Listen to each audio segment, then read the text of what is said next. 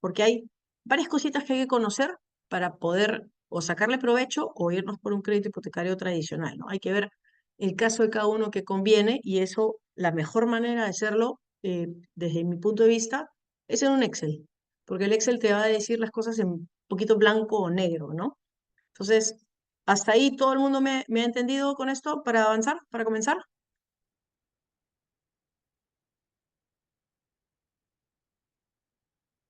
Buenazo. Ok, entonces voy a compartirles mi pantalla y me cuentan si se ve. ¿Se ve mi pantalla?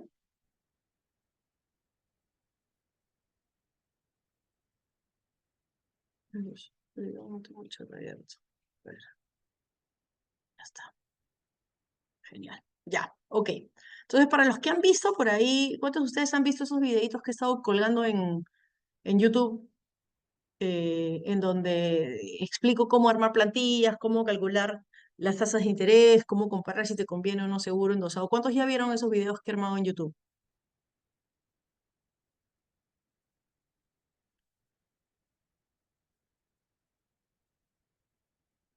¿Nadie todavía? Ya. Denle una miradita. Ay, por ahí Carlos dice que sí, buenas. Denle una miradita al canal de YouTube, porque ahí les dejo cómo hacer este tipo de cosas. De hecho, pueden ver las fórmulas, etcétera, como para que las puedan armar ustedes, o si ya no quieren armarlo, en el portal están las plantillas. Pero les dejo esta información para que ustedes puedan ver cómo se calculan estas fórmulas, que en verdad es súper sencillo. Uno tiene una deuda o un monto a financiar, por así decirlo, y lo que se hace es todos los meses, eh, por esa deuda, se calcula un monto de interés. Entonces acá pueden ver, ¿no? ¿Cuánto debo? Debo $47.000, por ejemplo. Entonces calculas el monto de interés, el equivalente mensual de la tasa que te den, ¿verdad? Y luego a la cuota que pagas mensualmente le restas ese interés y así calculas perdón, y así calculas la amortización, ¿no? Entonces, la cuota está compuesta de interés y amortización. Entonces, tú calculas la cuota con una fórmula y simplemente le dices cuántos periodos son, es decir, cuántos meses son, el monto del préstamo y la tasa. Y en función de eso te calcula la cuota por todo el periodo para que sea la misma cuota, digamos, todos los meses. Y luego de eso, todos los meses se calcula el interés y lo que queda de la cuota menos el interés es la amortización, ¿no? Entonces tu deuda va bajando todos los meses un cachito que amortizas, ¿no? Entonces por eso dicen, por ejemplo, y ahí para que lo tengan bien mapeado, que los primeros meses son los más caros a la hora de tomar un hipotecario y recién después de varios meses realmente la deuda comienza a bajar significativamente. Entonces pueden ver que si se financiaron como $47.000, los primeros 2 meses sigues en 47 y para que bajes de 46 a 45 pasa un poco más de un año y así sucesivamente, ¿no? Cada vez va pasando menos tiempo para que vaya bajando. ¿Por qué? Porque como debes menos, el interés de ese siguiente mes es un poquito menos y así sucesivamente. En un fondo colectivo, eso no funciona así. En un fondo colectivo es como si tú hicieras una junta, ¿ok? ¿Cuál es la diferencia entre una junta tradicional y un fondo colectivo? Que el fondo colectivo está supervisado y normado por la Sociedad de Mercados de Valores, por la SMB, ¿ok? Es decir, es formal. Y eso es importantísimo, por favor. Así como en las propiedades hay que tener mucho cuidado con que los papeles estén en orden, etcétera, también hay que tener mucho cuidado que en la parte del financiamiento todo esté en orden, ¿ok? Entonces, en los bancos, uno toma un préstamo a una tasa, hace un cronograma, dependiendo de cuántos periodos son, cuántos meses son, y en función de eso se calcula la cuota y el saldo va bajando mes a mes. En un fondo colectivo no funciona así. En un fondo colectivo tú lo que tienes es un grupo de personas, ¿ok? En el caso, por ejemplo, de Pandero me parece que son 360 personas y acá la información tiene que confirmarla con ellos, ¿ok? Un grupo de personas que se juntan, ¿ok?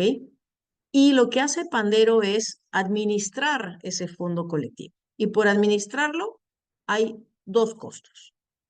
El primero es una cuota de inscripción, ¿ok? Esa cuota de inscripción asciende al 3% más IGB del monto del certificado.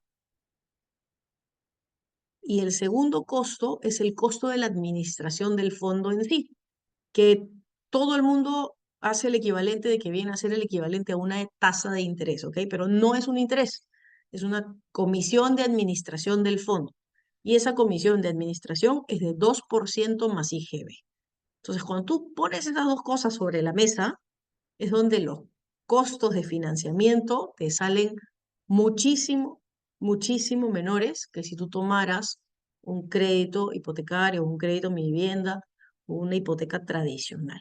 Entonces, hasta ahí quiero saber si se entendió la diferencia entre un hipotecario que tiene un monto, tiene unos intereses, tiene un cronograma, de un fondo colectivo que lo que tiene es una cuota de inscripción y una comisión de administración del fondo. ¿Se entendieron esa diferencia de conceptos?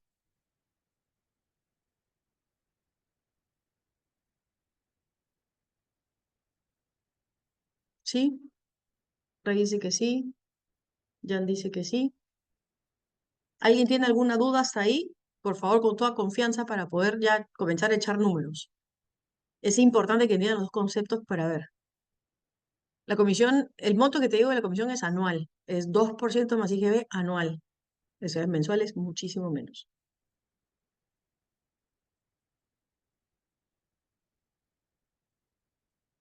Bacán. Ok. Entonces, vamos a hacer ahora sí el ejercicio, ¿no? Entonces, miren, va más o menos así. Vamos a comparar tres escenarios, ¿ok? El primer escenario es un hipotecario tradicional, ¿ya? Un hipotecario es tradicional. Como los fondos colectivos, y si entran a este link van a poder ver, como los fondos colectivos tienen una suerte de como que paquetes de certificados por un monto dado, equivalentes a un monto de cuota, lo que hacemos para poder homologar, para poder homogeneizar la comparación, es tomar eso como una referencia de que fuera el precio de venta del inmueble. ¿Por qué? Porque tú cuando compras un certificado por este ejemplo, de 52.427.18 dólares, el valor de venta tope del inmueble, por así decirlo, es ese. Si tú quisieras comprar un inmueble un poquito más caro, tendrías que poner la diferencia. Es el equivalente a que el banco te ponga como máximo, oye, yo te financio hasta el 90% de esto, si tú quieres algo más caro tienes que poner más inicial. Bueno, es exactamente igual que si tú tuvieras un certificado, ¿no? Entonces, acá lo que hacemos es equiparar estas cosas, ¿no? Entonces, Pandero sería 52.427, en hipotecario de 10 años lo mismo y en hipotecario de 20 años lo mismo. En los bancos, vamos a asumir que te piden la inicial mínima y vamos a asumir que es 10%. Hay ocasiones en las que puede ser 7.5%, simplemente para hacer las cosas fáciles y no desviarnos del tema central, vamos a poner que es 10%. En el caso de un pandero o de unos fondos colectivos, el monto que se paga es 3% más IGB. Acá hay una cosa que es importantísima que sepan. Este 3% más IGB no es parte de lo que pagas aquí, es una comisión, es una cuota de inscripción, no forma parte de lo que te estás financiando. Es decir, es el equivalente a que si entrar a ese sistema te costara así de lleno. En cambio, cuando tú tomas un crédito, este 10% que pagas de inicial, usualmente a la inmobiliaria, a tu vendedor, al que te está desarrollando el terreno, lo que fuere, forma parte de tu precio de venta. Entonces, ¿por qué está esto aquí? Justamente porque esto es como si fuera un gasto más, ¿ok? Y acá lo van a ver, es como si fuera un gasto más. Hasta ahí se entendió de que ese es un gasto más, es decir, es como si lo equiparara, es como si fuera un interés más. ¿Hasta ahí se entendió esa diferencia? Genial. Buenazo. Si voy muy rápido, porfa, levanta la mano con toda confianza y afinamos el detalle. Pero es importante que sepan que eso no es parte del certificado que pagan, es un extra. Entonces hay que meterlo en la ecuación como un extra. ¿Ok? Yo sé que las tasas están altas, tengo ahí mis teorías. A ver, Edwin dice, ¿cómo se calculaba la cuota de inscripción? Es simplemente el 3% más IGB, acá está el 3% más IGB del, del monto de tu certificado, que vendría a ser el equivalente a tu precio de venta, ¿no? Entonces, esa es la cuota de inscripción y esta vendría a ser como un gasto, ¿ok? Es lo que te cuesta entrar a estos grupos. Entonces, he tratado aquí de poner una tasa que en estos momentos es una tasa competitiva, ¿ok? Puede ser que dependiendo del perfil crediticio de cada uno de ustedes, de si tienen deudas, no tienen deudas, cómo es su comportamiento de pago, con qué banco fueron, qué producto tomaron, esta tasa sea mayor o menor. Acá van a poder poner en realidad la tasa que les dé el banco, ¿no? Mientras mayor es la tasa, obviamente, pues seguramente el escenario de fondo colectivo va a salir más atractivo y mientras menor es la tasa, habría que revisarlo con más detalle, ¿no? Entonces, yo simplemente le he puesto 8,64, le pueden poner 8, le pueden poner el monto que les den y también tomen en consideración que usualmente, mientras más años toman el crédito, la tasa es menor, cuando toman a menos años, la tasa suele ser un poquito más alta. Entonces, acá es como para que comparen ambas cosas, ¿no? Entonces, acá se ve el periodo, 20 años son 240 meses, 10 años son 120 meses, ¿no? Y habiendo dado el 10% de monto inicial, aquí el monto a financiar es el precio de venta menos la inicial que se dio. ¿Se acuerdan que hace un ratito les dije que la cuota de inscripción no formaba parte de lo que se daba como precio de venta? Acá lo pueden ver, porque aquí el precio de venta es tal cual el monto certificado. No se descuenta esta cuota de inscripción que se dio. Es decir, como si, el equivalente a como si hubiera sido parte de lo que te cueste el financiamiento, ¿no? Y de ahí simplemente vemos cuánto saldrían las cuotas con la fórmula de pago acá del Excel en función a lo que les comenté, ¿no? La tasa de interés, el plazo de meses y el monto a financiar, ¿no? Entonces, si nosotros sumáramos un hipotecario a 20 años, la cuota mensual sería $386, si lo tomáramos a 10 años sería $565, ¿no? Y recuerden también que les mencioné de que aquí no vamos a considerar los seguros, desgravámenes, ni el seguro del inmueble, porque eso es indistinto a la hipoteca que se tome, ¿no? O sea, igual en su momento va a aparecer como una u otra opción. Entonces vamos a calcular simplemente el tema del financiamiento. Dicho esto, si entran a este link de acá de Pandero o escanean el QR, van a ver que ahí hay, digamos que cuotas ya predeterminadas para los montos de los certificados, ¿no? Entonces, para este monto de certificado de $52,427, la cuota predeterminada es de $540. Entonces, y este plazo de Pandero Casa, ahí me olvidé de ponerlo, es de 10 años. Todas las juntas son de 10 años. Entonces, ya de bajada de bandera, si hablamos de nivel de cuota, la cuota de Pandero a 10 años es menor que la cuota mensual de un hipotecario de 10 años, dando 10% de interés. ¿Ok? Pero aquí, ¿qué faltaría? A ver, aquí lo que faltaría sería sumarle este costo financiero. Y aquí lo que faltaría sería sumarle esta inicial que se ha dado, ¿no? Digamos que el financiamiento que no se tomó de eso, el costo oportunidad de eso. Entonces, hasta ahí quiero saber si se entendió el tema de las cuotas, el tema de cómo se calculan, el tema de la tasa de interés. Coméntenme, por favor, si tienen alguna duda hasta ahí. Revisen claro.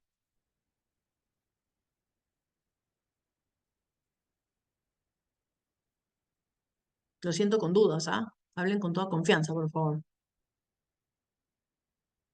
La última parte puedo repetir, claro que sí. Mira, acá calculamos, si tú fueras a un banco, ¿ok? Al parte de costo de oportunidad, ya, ok. Simplemente para repasar. Si tú fueras un banco y dijeras, oye, yo quiero tomar un hipotecario a 20 años, la cuota te saldría 3,86 para este monto de financiamiento. 3 al día 565 para este monto de financiamiento, y en el caso de Pandero, como es un monto fijo, te saldría $540, pero para este monto de financiamiento que es mayor, porque la inscripción que dimos no forma parte de un ahorro en el monto financiero, ¿ok? Entonces, aquí de bajada de bandera te puedes dar cuenta que hay una suerte de ahorro, y pongo entre comillas ahorro, entre una opción de fondos colectivos y un hipotecario. Ahora, hablaba Jan de cuál es el costo de oportunidad. Es muy sencillo. Y lo vamos a ver porque va a salir la inquietud. Yo no recibo los fondos de Pandero rápido. Sí, correcto. No recibes los fondos de Pandero rápido, pero tampoco desembolsas 10% el precio de venta rápido, ¿no? Entonces, esta inicial que tú das es, digamos que, algo que tú estás invirtiendo y que no te está produciendo nada. el equivalente a que tú estuvieras pagando una cuota y no estuvieras todavía recibiendo nada. ¿Ok? Ahí Carlos hace una pregunta. ¿Pandero también hay que incluirle seguros? Sí. Por eso es que lo hemos sacado de la ecuación. Porque tanto un hipotecario tradicional como un pandero te van a pedir seguros. Entonces, como los seguros son ya, digamos que otro mundo, si endosas, si no endosas, cuánto cuestan, etcétera, los hemos sacado y solamente estamos viendo la parte del financiamiento. ¿Ok? Entonces, ¿hasta ahí se entendió?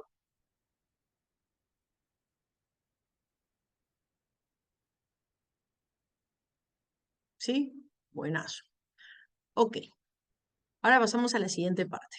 Entonces, ya aprendimos cómo se calcula la cuota, ya sabemos que el interés se calcula en función de la deuda de ese mes, ya sabemos cómo va bajando el saldo de la deuda mes a mes en función de la amortización, que la amortización va subiendo y la deuda bajando. Ya sabemos también de que en un esquema de fondos colectivos eso no ocurre así porque es simplemente una junta, la cuota es fija y el costo de administración del fondo es fijo y solo hay una, digamos que una cuota de inscripción. Hasta ahí está todo claro. Entonces, ahora lo que podemos calcular es el servicio de la deuda. Es decir, cuánto me cuesta acceder a estos financiamientos por no tener todo el dinero de golpe, por no poder comprar al contado. ¿Ok? Entonces, en un hipotecario de 20 años, lo que hacemos es simplemente sumar los intereses de todos los meses por los 20 años, ¿no? El servicio de la deuda. Y acá los intereses me salen 45.500 y pico de dólares. Si la tasa fuera más alta, es decir, si yo tuviera, no sé, pues 10% de tasa, ven cómo suben los intereses a 58.000 dólares, ¿no? En el caso del hipotecario a 10 años, hacemos el mismo ejercicio. Sumamos todos los intereses de los 10 años y ahí podemos ver que los intereses suman 20.000 dólares. Un poco menos de la mitad que si fueran los 20 años. Eso es porque hay un menor plazo, obviamente eso genera ahorros. En el caso de un fondo colectivo, ¿ok? En el caso de un fondo colectivo, los intereses, por así decirlos, o los costos se calculan de una manera distinta. Entonces, para hacerlo fácil, simplemente para hacerlo fácil, lo que vamos a calcular es todas las cuotas que hemos programado pagar, es decir, los 540 dólares por las 120 cuotas que son, ¿ok? Y a eso le vamos a restar la cuota de ingreso y el monto a financiar. Y de esa manera podemos calcular el equivalente a lo que fuera una tasa de interés. Es decir, a todas las cuotas que pago les voy a restar cuánto me han prestado realmente. Porque esto es lo que me prestan realmente, ¿no? Los 52.000 dólares, ¿se acuerdan que lo vimos? Entonces, a estos 64.800 dólares que pago, que viene a ser el total de cuotas, ¿verdad? Le resto los 52.000 dólares que recibo y eso es el equivalente a una especie de interés. Eso en realidad es equivalente a la comisión de administración del fondo. Por eso pueden ver que el monto es muchísimo menor, pero muchísimo menor que si uno tomara un hipotecario. Y a eso hay que sumarle esta cuota de ingreso que se tiene que pagar para poder acceder a los fondos. ¿Se acuerdan que les dije que no se recuperaban? Ok, acá es donde se le suma. ¿La cuota ya tiene la comisión? Sí, la cuota ya tiene la comisión. Correcto. No hay que sumarle nada más. Entonces, cuando tú sumas el servicio de la deuda, ¿ok? Que es este 2,36% de administración, y sumas la cuota de ingreso, que simplemente la pagas y la pierdes, por así decirlo, porque es tu derecho de poder entrar a este grupo, tu costo total de financiamiento es 14.228 dólares versus 20.000 dólares de un hipotecario de 10 años versus 45.000 dólares de un hipotecario a 20 años. Entonces, ¿hasta ahí se entendió esa parte?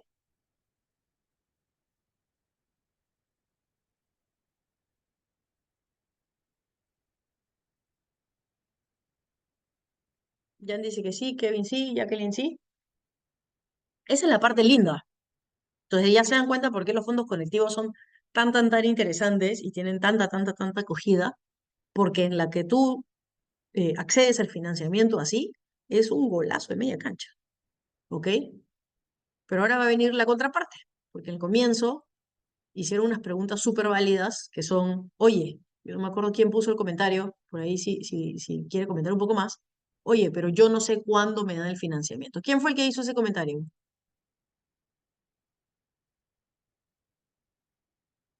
Que dependías del sorteo. Alguien por ahí lo hizo. No sé si era por ahí. Ya, no sigue por ahí. Pero vamos a explicar esa parte también. ¿Ok?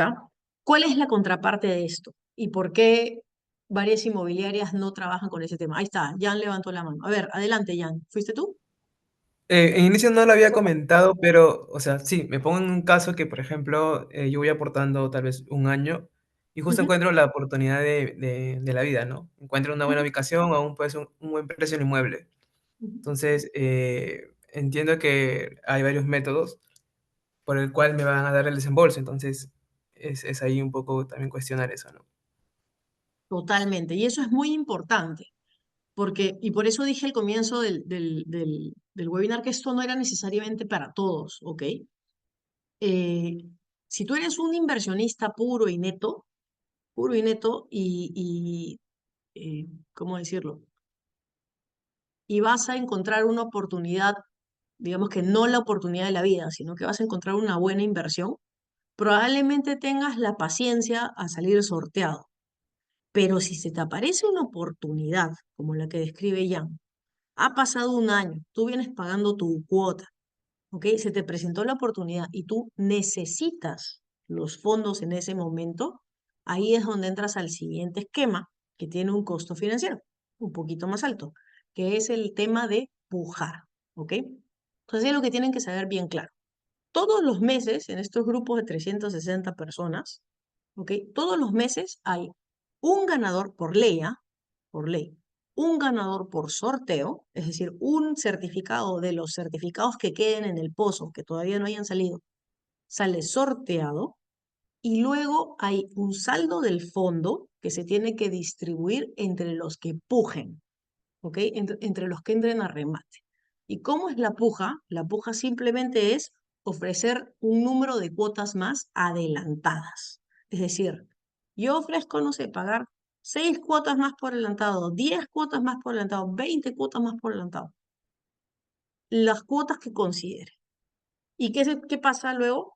Luego salen pues los que pujaron más cuotas y los que no llegaron a cubrir el fondo del mes, digamos que como parte de lo que tiene que poner o repartir ese mes de la junta, regresan al pozo original y pasan al siguiente periodo, ¿no? Entonces, hasta ahí se entendió de que hay un sorteado al mes y luego el resto del pozo se divide entre los que más ofertan.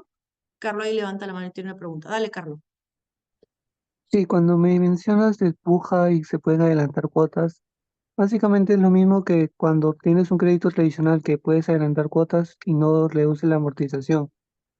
Entonces no estoy descontando intereses, no estoy reduciendo intereses, simplemente estoy adelantando cuotas. Si reduces intereses porque baja el plazo, ¿ok? No es que tú adelantas cuotas y eso no va a tu deuda, por así decirlo. Entonces es igual, por ejemplo, que cuando tú amortizas en un crédito hipotecario y reduces el plazo, igual es acá. Tú adelantas cuotas y reduces tu plazo. Entonces, finalmente sí hay una suerte de ahorro. ¿Queda claro? Acá. ¿Alguien tiene alguna otra duda con cómo es este proceso? Sí, en sí, más que ahorro sería reducir el plazo, ¿no? O sea, porque los intereses van a ser siempre iguales. O sea, finalmente los 12.000, ¿no? Los 14.000 que diga, que está colocando ahí, por ejemplo. Habría que chequear eso. No tengo claro si te cobran cuota de administración al final o si también puedes rebatir tu cuota y reducirla.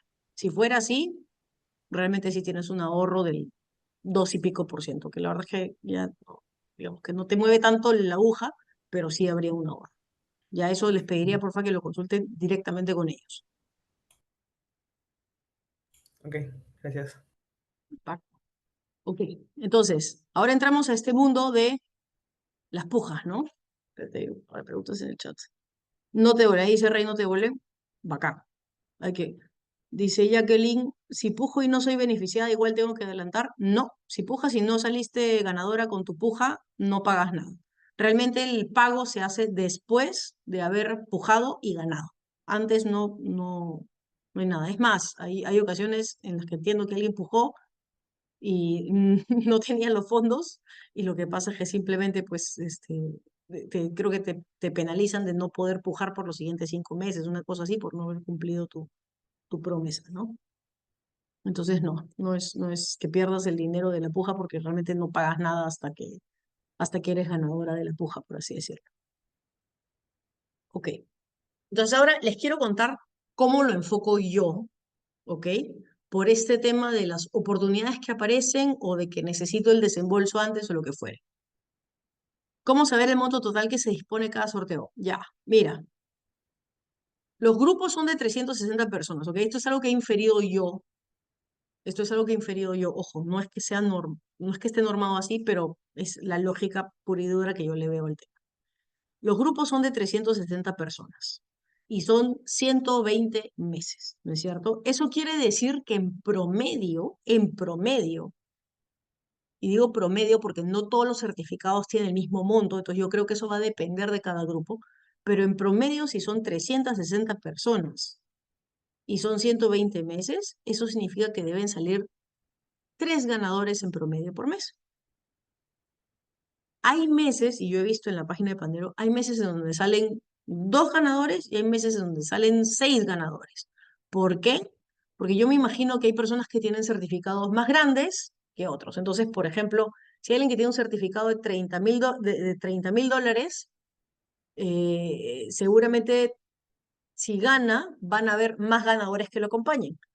Pero si hay un certificado de 70.000 dólares, ese es el equivalente a más de 2 certificados de 30. Entonces seguramente ese mes ganarán menos, porque el monto del pozo va a ser siempre el mismo, ¿no? El número de personas que hay por las cuotas que está pagando cada uno. Y cada uno tiene, digamos que es un monto del certificado. Entonces, por eso yo entiendo de que no hay un número exacto, porque los certificados son de diferentes montos, pero lo que sí debe haber es un promedio del número de certificados ganadores, considerando que el grupo es de 360 y son 120 meses, porque en los 120 meses ya todo el mundo salió.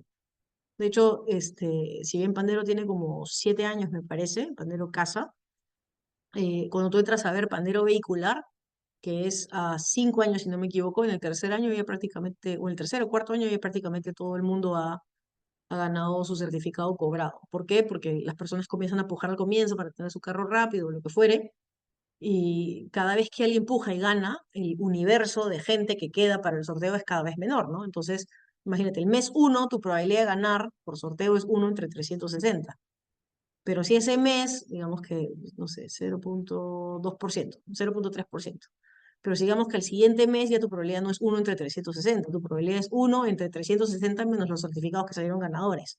Entonces, todos los meses va mejorando tu probabilidad de ganar y así sucesivamente, ¿no? No sé, pues ya el mes, ¿qué será? Pues el mes 12 por 3, 36. Después de un año, tu probabilidad de ganar es 324. No sé por qué sale más o menos lo mismo. Por eso ya, va subiendo. Pero ese es un poco, digamos que ya la parte del azar del asunto. Ahora, yo considero que debe ser un balance. Si sale sorteado, mucha, te ganaste, ¿no? ¿Por qué restringes solo dólares y no soles? Eso en general, cuando tú, digamos que quieres protegerte de la inflación o protegerte de devaluaciones o tal, haces los ahorros en dólares y no en soles. También si ven, y me imagino que varios van a hablar o van a estar pensando del costo oportunidad de un inmueble, etcétera, por el valor que va subiendo el inmueble en el tiempo, etcétera. Eh, si bien la curva en soles es, digamos que va acompañando, por así decirlo, el precio de venta, entonces el promedio de precio de venta con la curva en dólares, vas a ver que en general el mercado peruano es bastante estable, ¿no? Son solo ciertas zonas en donde hay oportunidades de plusvalía y ese tipo de cosas. Según el promedio, el último en conseguir el desembolso, ¿en cuántos años sería? Son 10 años. Entonces, el último en conseguir el desembolso, me imagino que estará pues, por el año 8, 9, una cosa así. ¿Pandero casa puede ser para peruanos residentes extranjeros? Entiendo que sí. Por lo que comentaron en el podcast, era simplemente un recibo, tu copia de documento y un sustento de ingresos, ¿no? Entonces, no vería por qué no, pero eso habría que confirmarlo ahí con ellos.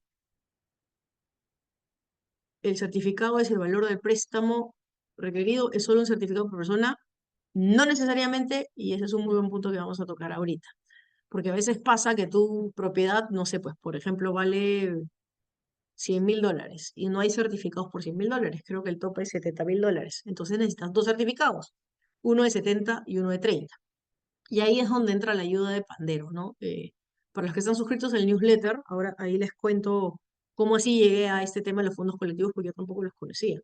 Entonces, el año pasado nosotros estuvimos construyendo un dúplex para un amigo de mi papá, un dúplex para un cliente, y este cliente eh, hizo los planos, sacamos la licencia y luego nos sentamos a esperar a que tengan los fondos. Y resulta que esos fondos venían de Pandero. Y un par de meses después, sin que él lo haya previsto, salió sorteado. Pero él no tenía los fondos para todo. Él tenía dos o tres certificados, me parece que tenía. Entonces, el primer certificado salió sorteado.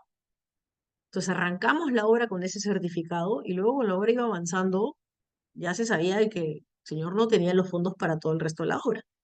Entonces, ¿qué hizo él? Él para el segundo certificado se asesoró con los de Pandero, hicieron la estadística de su grupo, porque cada grupo tiene su propia estadística, no sabes con qué grupo te va a tocar jugar, por así decirlo, y con eso empujó y salió ganador y dispuso los fondos y con eso terminamos el proyecto, pues. Entonces ahí también depende muchísimo de que tengas una buena asesoría del equipo de Pandero para la realidad del grupo en particular al que entres.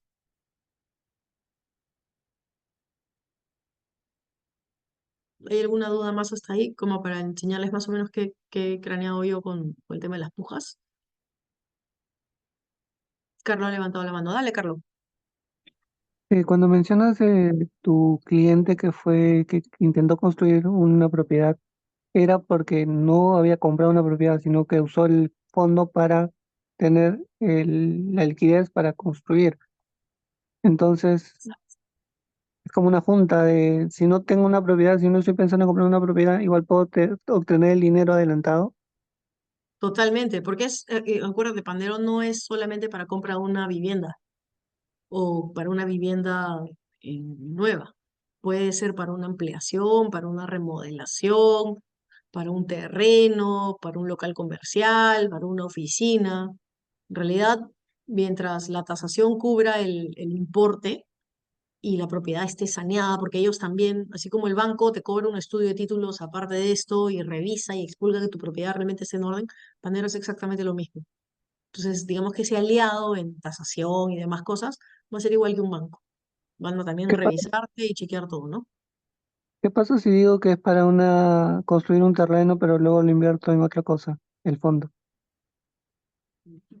O sea, pasa lo mismo que si tú pidieras el préstamo a un banco para construir, que también existe un producto similar y lo invertieras en otra cosa, es algo que no se debe hacer. Entonces, el banco lo que hace es, te pide el presupuesto, hipoteca el terreno, te desembolsa parcialmente, toma sus medidas, ¿no? Yo me imagino que ahí Pandero hace exactamente lo mismo, ¿no? Te pide el presupuesto, revisa el proyecto, te revisa todo, porque en el momento que nosotros hicimos esa impresión del cliente, Pandero pidió todo, pidió la licencia, pidió nuestro presupuesto, revisó quiénes éramos nosotros y demás.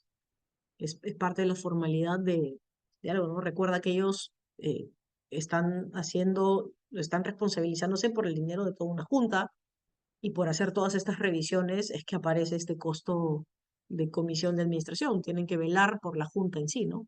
Que funcione. Ahí han pregunta, ¿en ese caso se hipoteca el terreno? Exacto, en ese caso se hipoteca. Siempre se hipoteca el bien, ¿no? ¿Cuántos años? Tiene pocos años. O sea, Pandero Autos tiene como 50 y pico de años, dijo la gerente en el podcast. Y Pandero Casa me parece que tiene solo 7 años. Por eso recién aparecen en ferias. O sea, este tema de fondos colectivos, eh, yo he estado en el medio, lo había escuchado, pero no le había visto el potencial hasta que me crucé con un caso de la vida real, por así decirlo, ¿no? Y ahí he comenzado a entender cómo funcionan. Y es súper interesante. Si es algo ganador, la propiedad tiene que ser tasada. Así como cuando pide un crédito hipotecario al banco, totalmente. ¿Qué pasa si hay discrepancias entre el precio de venta y la tasación? Lo mismo que en un banco. Tienes que o ajustar, digamos, y tú poner el saldo, o incluso puede ser una orientación para ti para saber si la propiedad realmente valía lo que te estaban diciendo que valía, porque la tasación no lo acompaña, ¿no? Entonces ahí funciona exactamente igual que un aliado de banco, ¿no? Te va a revisar papeles, te va a revisar el valor de la propiedad. O en el caso que vayas a hacer una ampliación para un negocio, no sé, pues de alquiler de cuartos, vayas a construir la azotea, etcétera. Eh, Eso. ¿Por qué mencionaste, Pamela, que las inmobiliarias no es tan llamativo? Justamente por la incertidumbre del monto del desembolso. Justamente por eso. Nosotros, por ejemplo, hay en el proyecto que tenemos en Los Olivos, acaba de comprarnos una clienta con fondos colectivos. Tiene 2 certificados, ha salido sorteada y ya sabemos que va a pujar por el siguiente certificado, ¿no? Entonces le hemos dado un plazo. Pero depende de la política de cada inmobiliaria, ¿no? Es como cuando una inmobiliaria, por ejemplo, te dice, no, tú solamente puedes trabajar con el banco sponsor, y si no, pues no sé, 8% de carta fianza, porque el proyecto todavía va a demorar 3 años. Es una manera de decirte, solo trabajo con el banco sponsor, ¿no?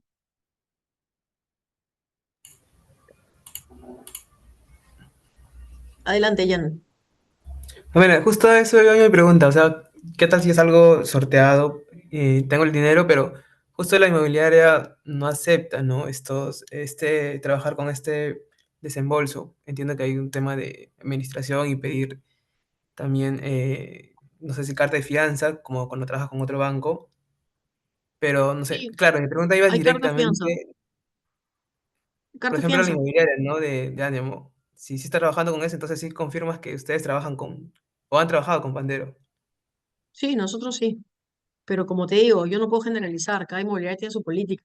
Cada proyecto puede tener su política, ¿no? El proyecto que yo te estoy comentando es un proyecto que está de salida, está ya en acabados. Entonces, el costo de carta de fianza es mucho menor, ¿no? Ya sé que probablemente, no sé, pues para fin de año tenga conformidad y si se me prende una velita y el registro público es más rápido, la independización, ¿no?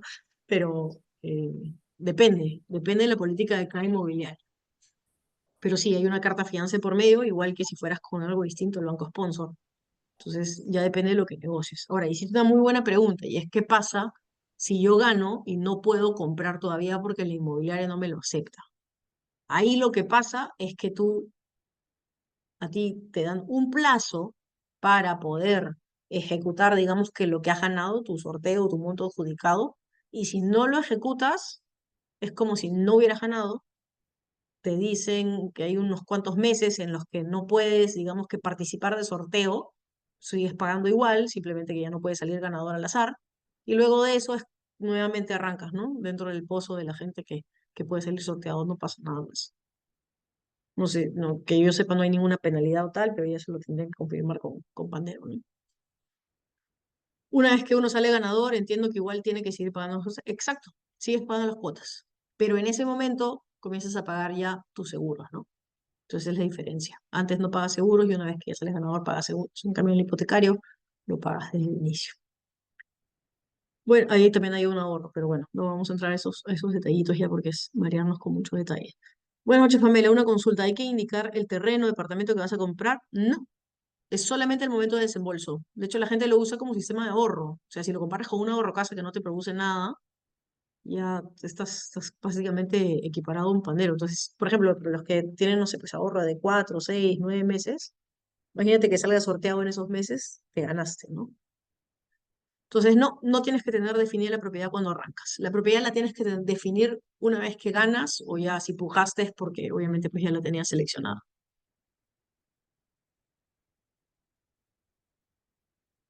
¿Quedan las dudas? Pasamos al siguiente tema. ¿Hay alguna duda más por ahí? De nada, Lady. ¿Qué criterios de evaluación realizan para postular de acuerdo al certificado de eso es lo que me parece bien simpático. Y ahí es donde yo creo que en los fondos colectivos tienen una ventaja competitiva bien fuerte. Primero, consideran los ingresos informales, ¿ok? Consideran los ingresos mixtos como parte de la realidad del mercado peruano. Algo que, por ejemplo, muchos bancos quisieran hacer más, pero no pueden porque están bien parametrados con ese tema de los riesgos y encajes y demás. Entonces, en Pandero van a considerarte sus ingresos formales e informales. Igual hacen una evaluación, su tasa de morosidad es baja, porque yo la verdad es que no sé cómo será su know-how de evaluarlo, pero de que lo evalúan y lo consideran. y de hecho la gerenta puso un caso bien simpático, que era un profesor particular que daba clases en privado, ¿no? Entonces tiene ingresos mixtos, tiene su sueldo como profesor, pero también le consideran sus clases particulares. Me pareció bien bonito ese ejemplo. A ver, ¿qué dice? Una consulta. Si nunca hago una puja, ¿cuánto tiempo puede pasar hasta que gane el sorteo? Poniéndome en todos los casos.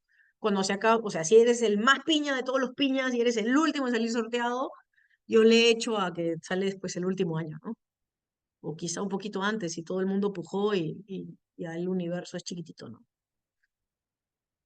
Jacqueline dice, ¿cuál es el precio rango de las propiedades que puedes comprar? Eso no tengo claro. El precio del que quieras.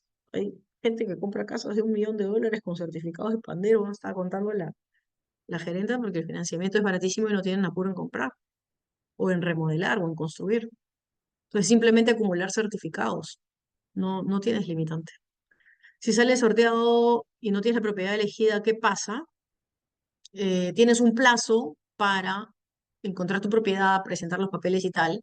Y si no llegas a ese plazo, lo que pasa es que pierdes tu suerte de haber ganado y te meten otra vez al pozo, sigues pagando y después de unos meses puedes volver a participar en el sorteo.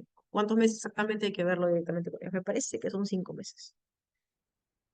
Los créditos hipotecarios que se pagan como alquiler de vivienda, ¿qué tan beneficiosos son? ¿Quiénes trabajan con ese tipo de crédito? No entiendo bien tu pregunta. Que se pagan como alquiler de vivienda. A ver, por favor, si me lo puedes parafrasear para chequearla. ¿Pueden sumarse 12 personas para un certificado como una sociedad conyugal? Imagino que sí. No sé si sin ser una sociedad conyugal, eso habría que preguntarles directamente a ellos. Ya no han levantado la mano. Dale, Jan, te escuchamos. Sí, de nuevo. Yo había escuchado en la entrevista que ellos estaban trabajando también con Remax, pero entiendo que Remax vende ya propiedades independizadas o de segunda. Entonces mi consulta va a más si este fondo también es para planos, ¿no? O sea, para agarrar de comprar departamentos en planos. Y más, la pregunta va directamente si Andiamo acepta estos financiamientos, por ejemplo, en planos, ¿no? Porque como te comenté, fui a la feria y pregunté en muchas inmobiliarias, la mayoría decían que no, o sea, no querían ni siquiera intentar algo. Entonces mi cuestión va, por ejemplo, a qué inmobiliarias aceptarían, no sé si ahí Pandero seguramente nos dirá, pero que, o sea, tú directamente me lo digas, es como que es algo ya muy seguro, pues no 100% verdadero y no entro en complicaciones de pensar si no o sí o seguir con eso. Gracias. Claro, a ver, eso depende de cada inmobiliario y también depende del proyecto. ¿Ok? Yo no puedo generalizar. Habría que ver el caso en particular. Eh, ¿Tenemos clientes así? Sí, tenemos clientes así. Si te hablo por Andiamo, ¿ah? No por las inmobiliarias. Pero habría que ver, pues, ¿no? ¿Qué proyecto es? ¿Qué departamento es? ¿Cómo son las condiciones? Si recién vas a arrancar tu pandero, en cuántos meses entregamos el proyecto. Porque claro, si estamos hablando de un proyecto que se va a entregar, no sé, pues a 3 años y tú estás tomando una promoción de desembolso a la entrega y vas a dar el 10% inicial para que el banco acepte tu preventa o lo que fuere, probablemente pues en 3 años no es que probable salga sorteado. Si salvo seas piña y ya te vayas pues al otro 70% del tema, ¿no? Entonces sí. Ahora, preguntaste, no me olvidé de tu segunda pregunta. Preguntaste si yo en particular lo tomaría. Sí, yo creo que, o sea, mira, el desarrollo inmobiliario lo ve como un aspecto financiero. Y si está en planos, lo que el desarrollador inmobiliario le importa es la preventa. Y para que esto cuente como preventa, tiene que haber una minuta, tiene que haber un inicial y tiene que haber algún financiamiento. Esto pasaría a ser como una suerte de financiamiento directo, porque tú no tienes carta de aprobación, porque esto no es un crédito. Entonces habría que ver la forma legal de que el banco lo acepte como preventa. Eso es, digamos que básicamente, ¿no? Ah, ya me acordé de tu segunda pregunta, lo de Remax Easy House. Ya. Ahora en YouTube, una persona hizo un comentario que me pareció bien interesante y me dijo que Pandero le había fallado en lo que correspondía a el modelo del carro o el color del carro y ese tipo de cosas. Y es algo que no sé cómo funcionará, ¿ok? No sé cómo funcionará Pandero Auto, pero conceptualmente lo que yo entiendo es que una cosa es el financiamiento y otra cosa es el producto en sí que tú compras, ¿no? Entonces, Pandero no tiene control sobre el precio que tú negocias con el vendedor o con Remax o con quien fuere propietario del inmueble que estás adquiriendo. Pandero es simplemente un financiamiento. Entonces, ¿a qué precio lo compras? ¿Con qué condiciones lo compras? ¿Si te lo aceptan o no te lo aceptan? Eso no lo controla Pandero, ¿no? Eso lo controla el propietario y es ya, digamos que una negociación comercial entre tú y el propietario, considerando el tipo de financiamiento que estás eligiendo. Entonces, hasta ahí espero haber atendido ya tu pregunta. De ahí que dicen, pueden sumarse dos personas, pues eso sí lo respondí. Si el titular certificado fallece, ¿qué pasa con el dinero? Mira, no lo tengo en detalle, pero lo que me imagino es que debe ser un título de valor que va a pasar seguramente pues a tus herederos, ¿no? El certificado es un título de valor, entiendo, así que debería pasar a tus herederos. Hay que algún costo de transferencia, no creo que sea tan significativo. Asumo que también es para comprar depas para el segundo uso. Sí, es para comprar cualquier propiedad de primer uso, segundo uso, local comercial, terreno, etcétera, ¿no? Entonces, hasta ahí creo que estamos con las preguntas. ¿Hay alguna más por ahí como para pasarles a la parte de estrategia o algo que yo veo que es también interesante? ¿Todo bien? ¿Alguna pregunta más por ahí?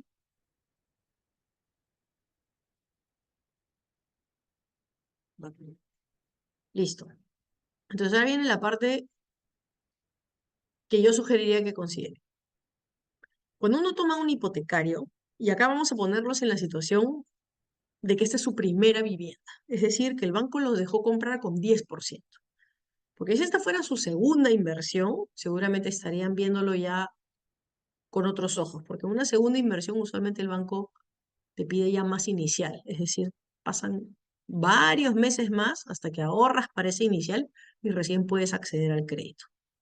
¿Ok? Pero si fuera el caso de primera vivienda y el banco te pidió 10%, tú solo has dado 3,5%. Es decir, si tú estás comparando pagarle el 10% al banco versus pagar 3,5% acá, tienes un saldo a tu favor, por así decirlo. Un saldo que te quedas ahorrado, que Pandero no te lo va a pedir, pero que el banco y la inmobiliaria probablemente sí te vayan a pedir. Ese saldo es este, ¿no? Que es la diferencia entre la inicial que pagaste el 10% y la cuota de inscripción, que fue hacer una suerte de costo de financiamiento. Este saldo inicial, tú también podrías considerarlo como si lo usaras para pujar y tratar de ganar antes tu certificado. Y viene a ser el equivalente a 6 cuotas, ¿ok?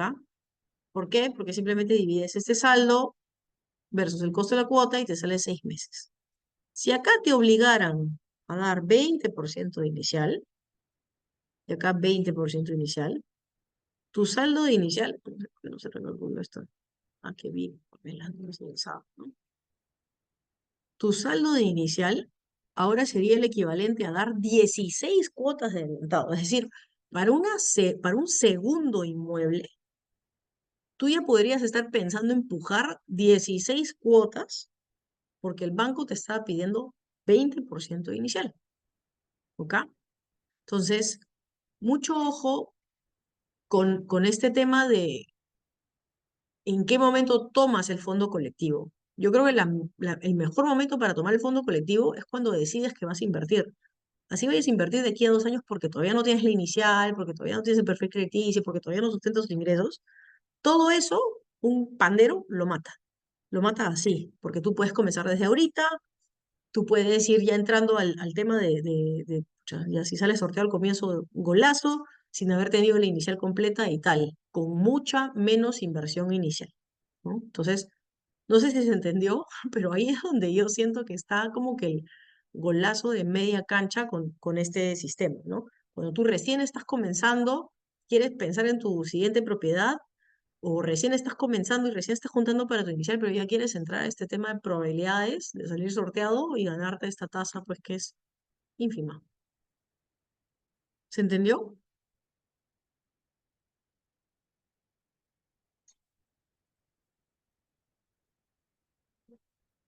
Creo que no. A ver, me cuentan si lo entendieron, porfa. Póngame sí o no ahí en el chat.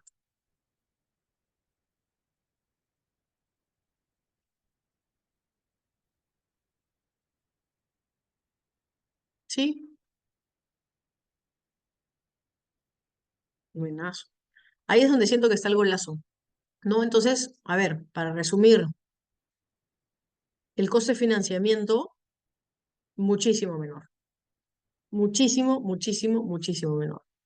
Si hablas de un hipotecario tradicional pagando $343, estás en 40K de intereses, acá estás en 18K de intereses y acá estás en 14K de, no son intereses, pero es el equivalente al costo de financiamiento. El monto que necesitas al comienzo también es bastante menor, casi casi la tercera parte. Supongamos que esto es 10%, ¿no? Entonces, por ejemplo, para los que, no sé, pues están en una precalificación y los mandan a una rocasa, de pronto consideraría un pandero en vez de una rocasa porque ya tienes esta ventaja de estar entrando al sorteo y de cada vez salir, cada vez es más probable que ganes, ¿no? Ahora, si es que lo que tú necesitas es tu vivienda ya mismo y necesitas mudarte, etcétera, y te apruebe el banco en una buena tasa y tal, probablemente la opción de pandero no es tan atractiva. Lo que hay que hacer es, como siempre digo, ¿no? No llevarse por el feeling, sino sentarte y meter acá tus números, ¿no? Quizá acá te dan, yo qué sé, 7,5% y acá te dan 7,5% con los decimales. Y de pronto ya pues ya estás hablando de 14 20 versus 21 y tú dices, no, yo quiero mi propiedad ahorita porque ya tengo, no sé, pues el 10%, caracho, ya tengo acá el 10% de inicial. Voy a poner casi 14. Ya estás hablando de 19 versus 14, no, ya tengo 5%, 10% de inicial, ya me aprobó el banco, después renegocio la tasa, no sé, quiero mi propiedad ya, bueno, ok, eso está bien también, ¿no? Digamos que ese costo de oportunidad te costó $5,000 en el tiempo, ¿no? Pero si tu situación no es esa y estás hablando acá, pues no sé, de un 9% y que te están pidiendo, no sé, pues 15% inicial para calificar y es un ahorro casa, bueno, ya estás hablando de que te estás ahorrando como el 50% de los intereses, ¿no? Casi, casi 28, como 40% de los intereses, no es poca cosa. Entonces, la situación para cada uno de ustedes, seguramente les voy a pasar esta plantilla a los que han asistido al webinar, me pasan no sé, su copia de Pandero y les paso esto con los datos de ustedes, así que la pueden usar ahí, yo feliz de aportarles. Si hay alguna duda más, este es el momento, antes de cerrarlo voy a dejar de compartir, no sé, un minuto más, no había visto cuánta gente se había sumado. Cuénteme, ¿hay alguna duda más por ahí? Pamela, ¿cuántas son las cuotas mínimas para pujar? Creo que puede pujar con una sola cuota. No, no, creo que no hay mínimo, pero claro, o sea, hay gente, y ahí lo dijo también Stephanie, lo dijo en la reunión, los primeros meses, o sea, yo creo que ahí no lo usan correctamente, ¿ya? Pero hay gente que compra el certificado y los primeros meses puja un montón porque quiere la plata ya. Y eso particularmente me parece que no tiene mucho sentido, porque tu costo de financiamiento, como estás dando un montón de caja por adelantado versus el 10% que darías en un crédito hipotecario tradicional, te disparan los costos. Entonces yo calculo que esa debe ser gente que ni siquiera puede acceder a un crédito con la banca y quiere su propiedad en ese momento, lo que fuera, entonces ya pues puja y la tasa equivalente le sale más alta, ¿no? Pero lo lógico sería que estés pensando en que esto de acá es como para, no sé, pues 3 años de ahorro, 2 años de ahorros, pensando en que de aquí a un tiempo tienes algo acumulado y en ese momento pujas, o ya si tuviste suerte, porque, no sé, pues 3 años de ahorros es que tuviste 30% de chances de salir sorteado, porque son 10 años en total, golazo, ¿no? Ahí les paso, que los tengo ahí registrados en el Zoom, les voy a pasar la plantillita. Les voy a pedir por favor que se registren con Pandero, si están interesados con el link que les paso de negocios inmobiliarios, me ayudan un montón. Y va, a ver, Daniel, mi querido Daniel Ortega, crack de cracks, ¿ah? Hola, Pamela, gracias por la charla. Consulta, ¿qué pasa si soy piña y no accedo a mi certificado durante los primeros 5 años y no es del año siguiente? ¿Es más conveniente versus un crédito hipotecario tradicional? Depende, depende de qué condiciones te dan al comienzo de tu crédito hipotecario tradicional. Habría que ver, a ver, si tú eres muy hábil, pero muy, muy hábil, y tú dices, ya, no me importa, yo voy a dar 10% ahorita y 9% de tasa de interés, y esos, no sé, pues a 20 años, esos como 10,000, creo que dólares de ahorro tenía, o 15,000 dólares de ahorro tenías, por no esperar 5 años, lo que tendría que pasar es que la propiedad debería cubrirte eso que te has ahorrado, ¿no? Porque recordemos que los intereses son mayores al comienzo del crédito. Y eso es algo, voy a volver a compartir, eso es algo que muchas veces no no interiorizamos, ¿no? Tú no es que pagas, perdón, $49.000. Tú no es que pagas $49.000 parejo todos los meses. Tú los primeros meses pagas la mayor parte de intereses. Entonces, muchas veces no lo metemos en la ecuación de la evaluación porque decimos, oye, sí, no sé, pues me estoy perdiendo la plusvalía. Ya, bacán, estás perdiendo una oportunidad, pero estás sacrificando los intereses mayores en los primeros meses.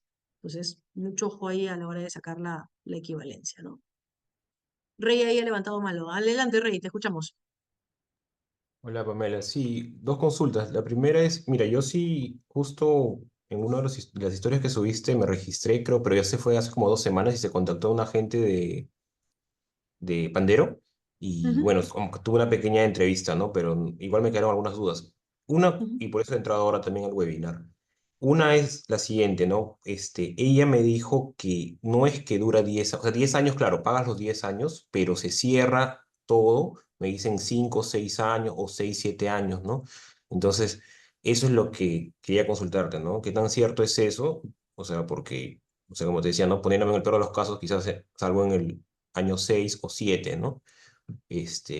Y lo otro es si sabes de alguien que ha tenido esa experiencia de que ha salido sorteado y cómo es su proceso de adquisición del bien, ¿no? Porque creo que dan 60 días y, o sea, no sé qué tanta presión hay en esos 60 días de que tener que conseguir rápidamente la propiedad, ¿no?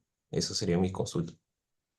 ya, sobre la primera consulta, yo creo que va a depender del grupo. O sea, ellos deben tener más información que yo. Mi lógica me dice que tiene sentido por lo que he visto que ha ocurrido en Pandero Auto. Lo comenté hace un rato, ¿no? Pandero Auto creo que son 5 años y ya el cuarto año ya todo el mundo salió sorteado y chao. ¿Por qué? Porque hay gente que puja y como hay gente que puja ya no está en el pozo, por así decirlo. Entonces tu probabilidad va subiendo porque esa gente que puja, recuerden que se reduce plazo. Y si se reduce plazo de todos, por así decirlo, ¿no? Entonces es muy probable que sea cierto lo que te está diciendo, que en el año 6 o 7 ya el grupo terminó de repartir todo. Y la segunda pregunta, sí tienes, me parece que 60 días para encontrar la propiedad. Eso es un reto, pero tampoco es que es un plazo que yo diga no es tan difícil conseguir una propiedad para inversión en 60 días, ¿no? Salvo que tú estés buscando ya, digamos que lo mejor de todos los mundos, ¿no? El financiamiento, la propiedad. A veces un buen negocio es mejor que ningún negocio, ¿no? Entonces yo ahí lo evaluaría, lo evaluaría. 60 días no es, digamos que un periodo que considere muy corto como para encontrar una opción para invertir, pero ya depende de cada uno. Dice acá Edwin, dice, ¿el sistema de pujar lo realizas estando en paralelo con otras personas? O sea, mejor dicho, no, es una puja ciega. Qué buena pregunta. Es una puja ciega y se hace por una app. Simplemente ingresas ahí cuánto pujaste y al día siguiente te enteras si fuiste ganador y lo publican en la página de Pandero, están las actas de los sorteos o el acta de los ganadores. Yo estaba ahí curioseando porque soy bien espesa con esas cosas y ahí te sale, ¿no? Ganador con tantas cuotas y ahí puedes ver pues, que hay grupos que ganan con 20 30 cuotas y hay grupos que ganan con 50 cuotas los primeros meses. Ahí es un poco de suerte, pero como diría, yo no entraría a ver si el primer año o el segundo año, yo siento que esto es más como para eh, un esquema de una segunda propiedad. Lo enfocaría de esa manera. Como les digo, no es para todos. Si el banco te ofrece unas condiciones de la gran flauta y ya tienes la propiedad, esto probablemente no es para ti. Pero si tú estás pensando en un poquito más largo plazo, o por ejemplo, otra cosa bien importante es que no quieres que figure la deuda del crédito hipotecario en tu score crediticio, ese tipo de cosas, esto también no aparece. No te aparecería en un Infocorp, ¿no? O no te aparecería un Equifax, no te aparece como deuda. Entonces es bien, bien simpático este punto que a veces no se pondera. Hay detallitos, ¿no? Ya tienes que ver cuál es tu caso en particular. Bacán. Si no hay ninguna otra pregunta, los voy a invitar a que prendan las cámaras. Nunca hago esto, pero creo que debería hacerlo más seguido. Y nos tenemos una foto.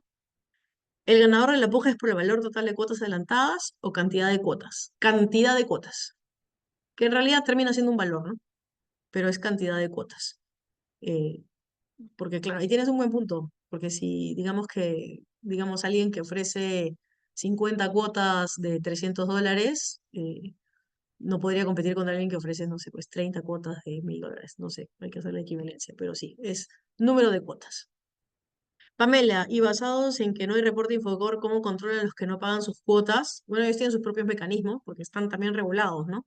Entonces yo me imagino que lo que pasa es que los apartan del grupo y por eso deben haber espacios de estos grupos que están un poquito más avanzados.